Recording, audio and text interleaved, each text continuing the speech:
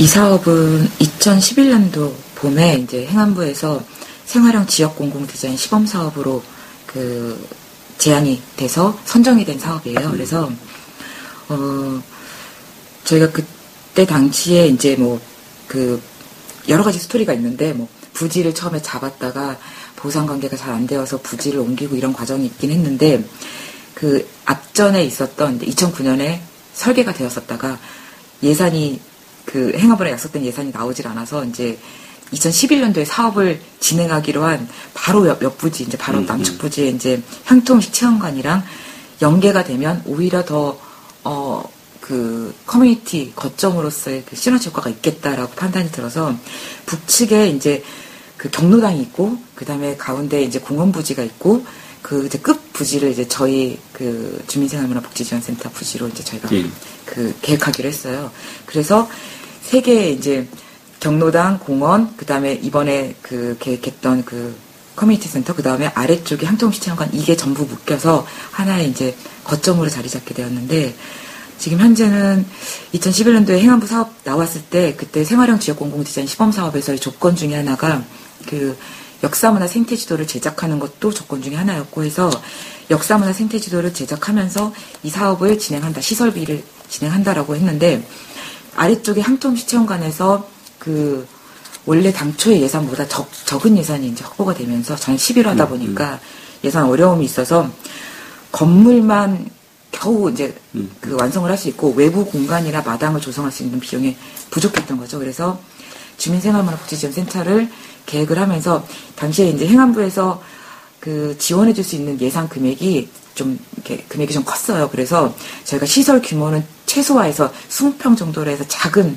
커뮤니티 센터를 만들고 그 예산을 나누어서 다른 사업과 이제 연계를 한 거죠. 그래서 외부 공간을 그쪽 사업하고 같이 외부 공간을 다 연결시키면서 그 외부 공간을 마저 조성을 하는 걸로 해서 예산을 분배하고 그 다음에 행안부에서 조건으로 걸어졌던 역사문화 생태지도 제작까지 해가지고 이 사업은 예산 자체를 분배를 해서 여러 가지 좀 의의가 있는 사업이었던 것 같아요. 특히 이제 역사문화 생태지도 같은 경우는 영주시의 이제 도심지 중심을 중심으로 해서 역사자원, 문화자원, 생태자원 같은 것들 다 조사를 해서 그걸 전부 다 매핑을 한 연구 보고서 형태로 만들었기 때문에 앞으로 이제 다른 사업들이나 이런 것들을 추진할 경우에 굉장히 중요한 백업 데이터가 될 것 같습니다.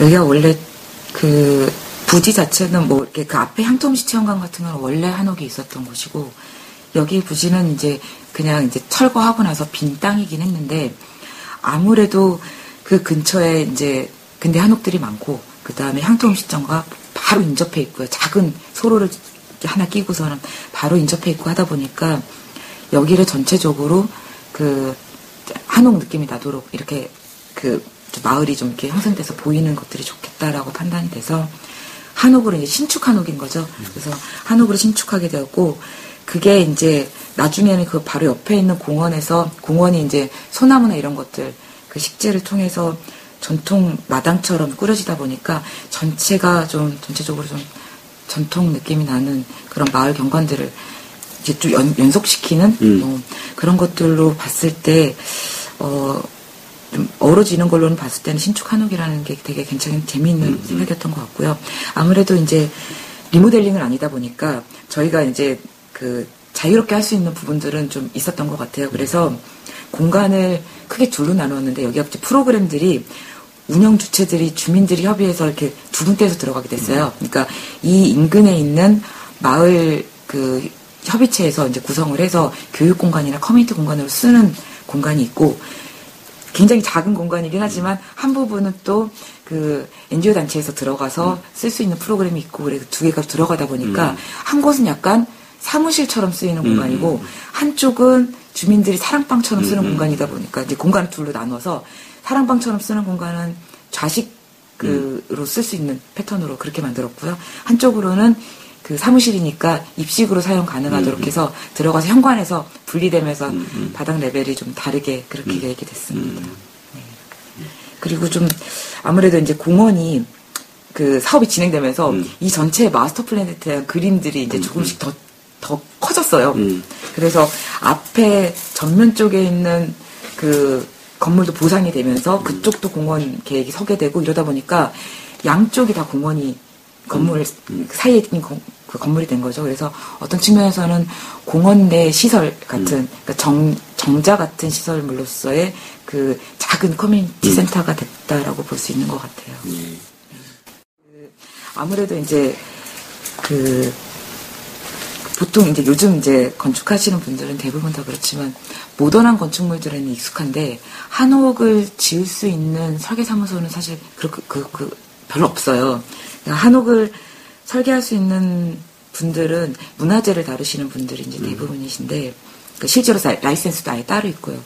근데 이제 아무래도 지자체에서는 기와를 얹기를 원하시거나 그다음에 한옥풍의 어떤 커뮤니티 센터를 원하시는 경우가 실제로 굉장히 많다고 알고 있어요.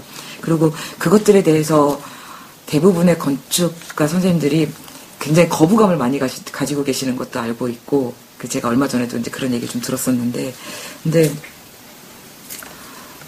처음에는 저도 이렇게 제가 한옥을 아는 것도 아니고, 그 각 명칭들도 익숙하지가 않고, 그래서 그게 제일 이제 아쉬웠던 점이라기보다는 되게 힘든 점이었고, 다른 그 문화재를 실제로 이제 다뤄보신 분들하고 협업을 해서 이제 설계를 진행을 하기는 했는데, 그 한옥 부분이 저희가 컨트롤할 수 있는 부분이 굉장히 적어요. 일단 단열 문제도 그렇고, 그 다음에 그 부재 자체도 구조적인 부분도 저희가 정량적으로 데이터를 받아서 그거에 맞춰서 부재 사이즈를 결정할 수 있는 부분도 아니고 경험치로 설계를 하는 거기 때문에 그런 부분들이 설계 진행상에서 조금 어려웠던 점이 좀 있었던 것 같고요.